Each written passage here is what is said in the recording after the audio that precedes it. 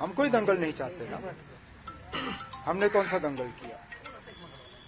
आपने हमसे कोई ऐसा बयान सुना जिसमें कि हमने अपने किसी अलायंस पार्टनर को कहीं सियासी तौर निशाना बनाया हो? हमने तो नहीं किया ना। हम कोई दंगल चाहते हैं। हम अलायंस में शामिल हुए कुछ असूलों के लिए और हम उसूलों पे कायम हैं। हम कोई दंगल नहीं चाहते। हम चाहते हैं कि मिल बैठ के हम यहाँ इलेक्शन लड़ें और जो 3 सीटें अर्स्टवाइल जम्मू कश्मीर रियासत की बीजेपी के पास हैं, जम्मू, उधमपुर और लद्दाख, उन 3 सीटों पे इंडिया अलायंस की कामयाबी होनी चाहिए। फारूक साहब ने एक स्टेटमेंट दिया, उन्होंने स्टेटमेंट एक चैनल को दिया। उन्होंने कहा कि मैं महबूबा जी से बात करना चाहता था कि मगर मैं अपना मोबाइल यहाँ पे कश्मीर में ही भूल गया। कांग्रेस भी ये कहती है कि ये वक्त नहीं था इसमें, क्योंकि जब मैंने आपसे यहाँ पे बात की थी, आपने उस दिन कहा था कि हमें इंडिया ब्लॉक इसलिए तार हो रहा है क्योंकि रिजिडिटी है कहीं ना कहीं वो चीज। तो क्या आपको नहीं लगता इस सिमत में भी? हम कहाँ रिजिड हैं? अगर हम रिजिड होते हम 6 की 6 सीटों पे अपने उम्मीदवार खड़े करते, जिस तरह ममता बनर्जी ने किया। वो आपको दिखता नहीं है। आपको फ्लेक्सिबिलिटी सिर्फ तब नजर आएगी जब हम अपनी जीती हुई सीटें छोड़ दें। हमने फ्लेक्सिबिलिटी दिखाई ना। 50% सीटों पे हम अपने उम्मीदवार खड़े नहीं कर रहे हैं। ये आपको फ्लेक्सिबिलिटी नजर नहीं आती? ये हमारे तरफ से फ्लेक्सिबिलिटी है ना। 50% सीटें हम छोड़ रहे हैं। मुझे इंडिया अलायंस का एक और कोई ऐसा रियासत दिखाइए ना जहां पे 50% जो है सीटों पे इस तरह का समझौता हुआ हो। 6 सीटों में से 3 सीटों पे हमने कहा है कि हम अपने उम्मीदवार खड़े नहीं करेंगे। ये आपको रिजिडिटी नजर आती है? इसमें कहां की रिजिडिटी है? और मुझे ये बताइए ना, किस रियासत में कांग्रेस का, इंडिया अलायंस का कोई एलाय उन्होंने अपनी जीती हुई सीट अलायंस के लिए छोड़ी हो? बताइए मुझे। वेस्ट बंगाल में तो ममता बनर्जी ने कांग्रेस की जीती हुई सीट कांग्रेस के लिए नहीं छोड़ी। दूसरी सीटों का तो सवाल ही पैदा नहीं होता। हम 3 सीटों पे जो है कांग्रेस के साथ समझौता करने के लिए तैयार हैं और आप कहते हो कि रिजिडिटी नहीं होनी चाहिए। ये कहां की रिजिडिटी है? 50% ना। मुझे और कोई कह रहा हूं, आप मुझे कोई और रियासत दिखाइए जहां पे 50% कांग्रेस ये कह रही है कि हम जान देना चाहते थे पीडीपी को, लेकिन क्योंकि वो कौन होते हैं? वो मैं माफी चाहता हूं ना, कांग्रेस कौन होती है देने वाली? और अगर कांग्रेस देना चाहे तो शौक से दे। 3 सीटें कांग्रेस के पास हैं। जम्मू सीट, उधमपुर सीट और लद्दाख सीट कांग्रेस के पास है। किसने रोका उनको? शौक से दे दें। लेकिन उमर साहब, जिस तरीके से आपका जो ये फैसला है, उसके बाद आपको नहीं लगता कि पीएजीडी अलायंस जो बना था एक बड़े... PAGD alliance was never an electoral alliance.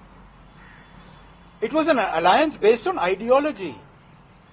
Those parties that feel that PAGD should only benefit seat sharing were in the PAGD for the wrong reason. Neither PAGD nor India Alliance was just about seats for us. It was about an idea. It was about a goal. We stand to that goal. Those who feel that India Alliance or PAGD should only be about seats, this question is for them, not for us. We are committed to the ideas of both India Alliance and PAGD. There are 3 seats we have already given to the India Alliance. What more do you want from us? But Mr. Abdullah, Mehbooba Mufti is saying that if National Conference wanted to contest on all 3 seats in Kashmir, Dr. Farooq Abdullah should have taken an initiative. He should have called a meeting, and PDP was ready to sacrifice all seats if they were taken on board. The PDP had already committed in the Bombay meeting, the Mumbai meeting of the India Alliance. I was there when Madam Mehbooba Mufti categorically said that whatever decision Dr. Farooq Abdullah takes with regard to seat distribution for Parliament in Jammu and Kashmir is acceptable to the PDP. We were all there. She categorically said that any decision Dr. Farooq Abdullah takes is acceptable. So why is she now taking a different position? I'm not answerable for her. As I said, we are not in this for our own petty gains.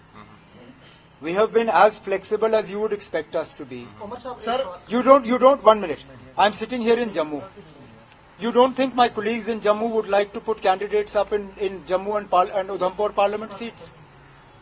Why don't you go and talk to my colleagues in Kishtwar as to what a difficult decision this is for them to not have a national conference candidate in this parliament election? Talk to my colleagues from Jammu, from Kathua, from Udhampur, from Samba, from Riyasi, who would like to see the national conference symbol in this election. But this is not about just simple party politics. Are you yourself going to contest from Srinagar Lok Sabha seat? That's not for you to ask me, and nor is it for me to announce India here. Alliance कमजोर हो रही है। ममता बनर्जी ने सारी सीटों पर खुद लड़ा। इसके अलावा कई सारी और सियासी पार्टियां जो हैं वो भी अलग लड़ रही है। आइडिया ऑफ इंडिया जो है वो पूरी तरह से खत्म हो रहा है। नहीं ना, पूरी तरह से अगर खत्म होता तो शायद कहीं पे भी सीट शेयरिंग मुमकिन नहीं होती। ये सही बात है कि हम उम्मीद कर रहे थे कि वेस्ट बंगाल में भी इंडिया अलायंस की सीट शेयरिंग पे हम कुछ नतीजे हासिल कर सकें, लेकिन चलिए, जहां वेस्ट बंगाल में हमें थोड़ा सा धक्का पहुंचा है, वहां बाकी रियासतों की तरफ देखिए। आप कभी उम्मीद कर रहे थे कि यूपी में होगा या बिहार में होगा, महाराष्ट्र में होगा? कई सारी ऐसी रियासतें हैं जहां पे कांग्रेस ने अपनी सीट शेयरिंग जो है वो मुकम्मल कर ली है। जम्मू कश्मीर में भी कांग्रेस के साथ हमारी बातचीत लगभग तय है। तो एक वेस्ट बंगाल में बेशक उम्मीद के जितनी हमें उम्मीद थी वो हमारी उम्मीद पूरी नहीं हुई, लेकिन मैं खुद कहता हूं मुझे उम्मीद नहीं थी कि यूपी में होगा, लेकिन यूपी में उन्होंने कर दिया। मुझे डर था कि शायद बिहार में मुमकिन नहीं होगा या महाराष्ट्र में प्रॉब्लम होगी। आज उल्टा हाल देखिए, आपको आइडिया ऑफ इंडिया खतरे में नजर आती है, आपको एनडीए खतरे में क्यों नहीं नजर आती? आपका महाराष्ट्र का सीएम और डिप्टी सीएम दोनों दिल्ली भाग रहे हैं क्योंकि उनकी सीट शेयरिंग बीजेपी के साथ जो है वो हो नहीं रही है। अगर आइडिया ऑफ इंडिया खतरे में है तो एनडीए भी खतरे में है, वो भी आपको कहना चाहिए। सर, कल जम्मू कश्मीर इलेक्शन कमीशन आने वाला है, क्या आप उनसे मिलेंगे? और लोकसभा के साथ विधानसभा चुनाव की मांग मैं नहीं मिलूंगा, लेकिन मेरे पार्टी के जो लीडर हजरात हैं वो मिलेंगे। सदोत्रा साहब भी वहां पे होंगे, जम्मू के मेरे जो सूबाई सदर हैं वो होंगे, कश्मीर के भी हमारे 2 लीडर जिनमें सूबाई सदर शामिल है वो होंगे, और सकीना यत्तू साहिबा वो होंगी उस मीटिंग में। हमारी तो एक ही डिमांड है कि लोकसभा के साथ विधानसभा के इलेक्शन होने चाहिए। अगर जम्मू कश्मीर में लोकसभा के इलेक्शन हो सकते हैं तो विधानसभा के क्यों नहीं? कहीं बीजेपी को बचाने के लिए विधानसभा के इलेक्शन जो हैं वो पोस्टपोन किए जा रहे हैं, ये यहाँ के लोगों के साथ सरासर नाइंसाफी है। अगर हालात इस हद तक मौजू हैं कि आप लोकसभा के इलेक्शन करा सकते हो और वजीर आजम साहब के श्रीनगर में आप मुलाजमों को लाके बड़ा बड़ा जलसा कर सकते हो, तो फिर यहाँ पे विधानसभा के भी इलेक्शन हो सकते हैं। उसमें 90 सीटें हैं, इसमें 3 सीटें हैं, उस पर आप कॉम्प्रोमाइज नहीं कर पाए, एडजस्ट नहीं कर पाए, अकोमोडेट नहीं कर पाए पीडीपी। और क्या असेंबली इलेक्शन आप इकट्ठे उनके साथ मिलकर, क्योंकि आप कहते हैं कि बीजेपी मैंने कांग्रेस को, जब हमारी बातचीत चल रही थी, कांग्रेस को साफ तौर पे हमने कहा कि इस इलेक्शन में पीडीपी को इन 3 सीटों पे एडजस्ट करना मुश्किल होगा क्योंकि गुंजाइश कम है।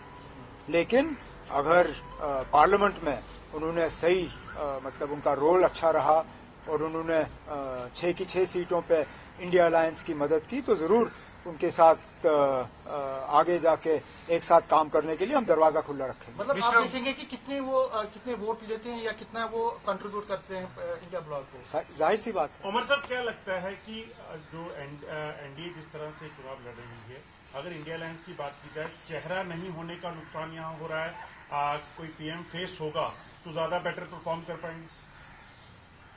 क्या 2004 में पीएम फेस था जब अडवाणी जी हार गए? 2004 था ना? नहीं ना, अडवाणी जी कब हारे? 4 में हारे। 4 में Advani ji prime ministerial candidate थे, नहीं जीत पाए। उस वक्त शायद ही कोई प्राइम मिनिस्ट्रियल फेस था अलायंस की तरफ से, लेकिन मुझे अभी भी याद है मैं उस वक्त एनडीए में था और प्रमोद महाजन जी अभी जिंदा नहीं है, न वाजपेयी साहब जिंदा हैं, लेकिन मैं गवाह हूं जबकि प्रमोद महाजन जी ने वाजपेयी साहब को कहा कि जब तक सोनिया गांधी कांग्रेस के अध्यक्ष हैं आपको यहां से कोई हरा नहीं सकता, और उसी इलेक्शन में बीजेपी हारी। तो ये जरूरी नहीं है कि फेस होना चाहिए, माहौल पे डिपेंड होता है। अब आगे जाके वोट के टाइम पे माहौल क्या होगा देखना होगा, लेकिन जाहिर सी बात है कि बीजेपी अपने आप में इतनी कॉन्फिडेंट है नहीं तो इस तरह मजहब का इस्तेमाल करना नहीं पड़ता। वो तो 400 सीटें क्लेम कर रहे हैं। वो तो क्लेम तो ना, मैं भी कह रहा हूं कि हम 6 की 6 सीटें जीतेंगे यहां से। बीजेपी वाले भी कहते हैं कि वो कश्मीर की 3 सीटें जीतेंगे, मैं भी देखता हूं कैसे। Mr. Abdullah, one of the election commissioner. Umar साहब, भारतीय जनता पार्टी का कहना है कि जो उन्होंने टारगेट रखा है अपनी बीजेपी का 370 सीट टारगेट का, वो एक एट्रीब्यूट है आर्टिकल एब्रोगेशन ऑफ आर्टिकल 370। तो फिर what is your take? Nothing. Mr. Abdullah, election commissioner Arun Goyal tendered his resignation all of a sudden on the eve of the Lok Sabha elections. Now questions are being raised that what is happening with the election commission. How am I to answer what is happening in the election commission? वो आप या तो गोयल साहब से पूछिए या election commission से पूछिए, वो आ रहे हैं यहाँ परसों। अगर इस तरह आपके साथ बैठेंगे तो पूछिए क्या हो रहा है। मैं कौन सा इलेक्शन कमीशन के कमरे में बैठा हूँ कि मुझे पता है वहाँ क्या हो रहा है, मुझे नहीं पता। अच्छा, ये जो कैंडिडेट्स का आपकी पार्टी का कब तक ये फाइनलाइज कर रहे हैं आप, और कब तक हम ये देखेंगे? हमें कोई जल्दी नहीं है ना।